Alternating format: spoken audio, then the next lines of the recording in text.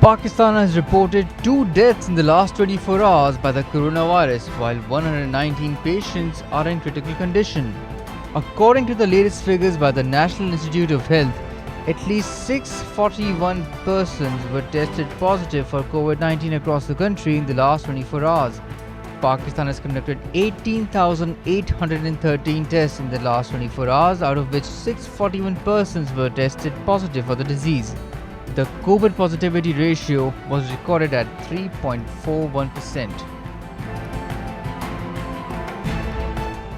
High-ranking Chinese politician Yang Jiechi pledged to help in reinvigorating ties with long-standing ally Pakistan as he opened his 2-day trip to Islamabad with a meeting with Army Chief General Qamar Javed Bajwa. Yang Jiechi, considered a personal representative of President Xi Jinping because of his position in Chinese hierarchy, is leading a high-level delegation comprising Vice Ministers for Foreign Affairs and Commerce, Vice Chairman of China International Development Cooperation Agency, and Deputy Secretary General of the National Development and Reform Commission on the visit that is taking place at a crucial juncture in bilateral ties.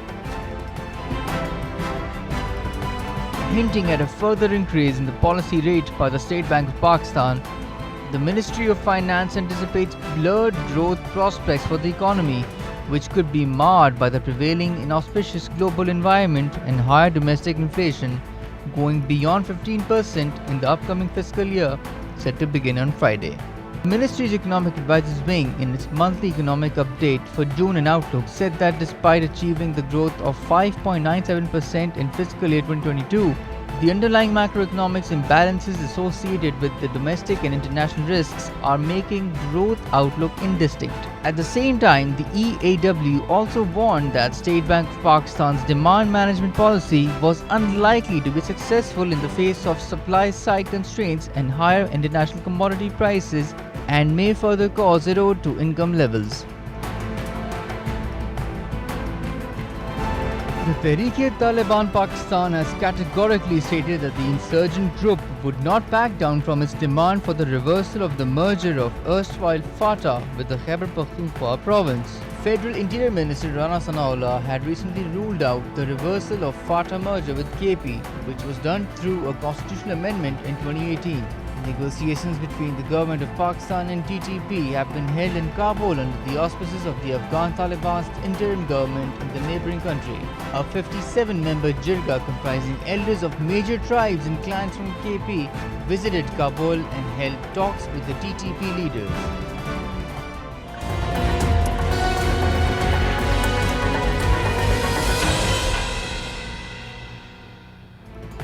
Oil prices edged higher after dipping in early Asian trade, as concerns about global supply tightness outweighed a build in US gasoline and distillate inventories. Brent crude futures for September, the more actively traded contract, rose 63 cents or 0.6% to $113.08 a barrel. Less liquidity traded August contract, which expires Thursday, was at $116.08, down 18 cents or 0.2%.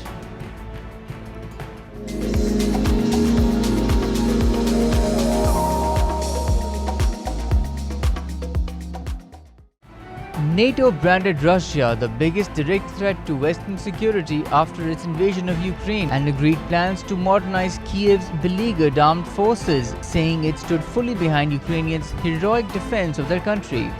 At a summit dominated by the invasion and the geopolitical upheaval it has caused, NATO also invited Sweden and Finland to join and pledged a 7-fold increase from 2023 and combat forces on high alert along its eastern flank against any future Russian attack. In reaction, President Vladimir Putin said Russia would respond in kind if NATO set up infrastructure in Finland and Sweden after they joined the US-led military alliance. A French court handed a life sentence to the lone survivor of the Islamist squad that killed 130 people in a night of carnage across Paris, bringing some closure to survivors and a country whose psyche was left scarred. Salah Abdus Salam was found guilty on terrorism and murder charges with no possibility of early release. the most severe criminal sentence possible in France and one handed out only 4 times previously.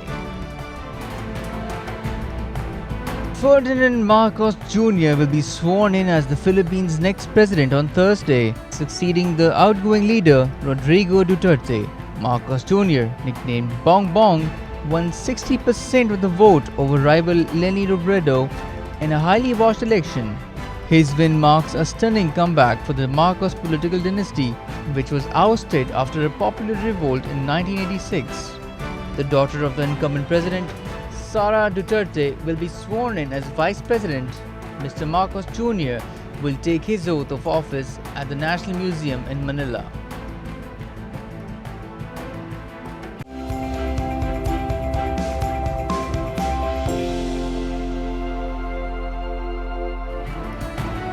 The United States announced an agreement with Pfizer and BioNTech for 105 million doses of COVID vaccine for Americans this fall. The $3.2 billion contract, signed between the companies and the US Health and Defense Departments, includes vaccines for babies, young children, teens and adults, and may include Omicron-specific vaccines, which a panel of government experts recommended.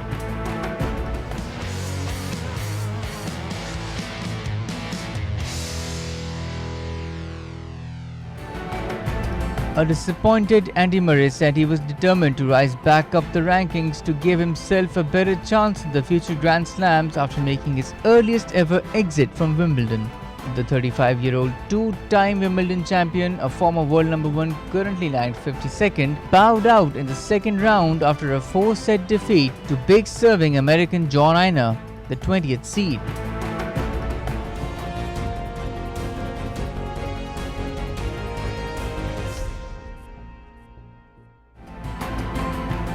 Disgraced R&B singer R. Kelly was sentenced to 30 years in prison following his conviction last year on federal racketeering and sex trafficking charges, stemming from his efforts over years to use his fame to ensnare victims he sexually abused. The 5-week federal trial in Brooklyn included testimony from witnesses who said they were sexually and physically abused by Kelly.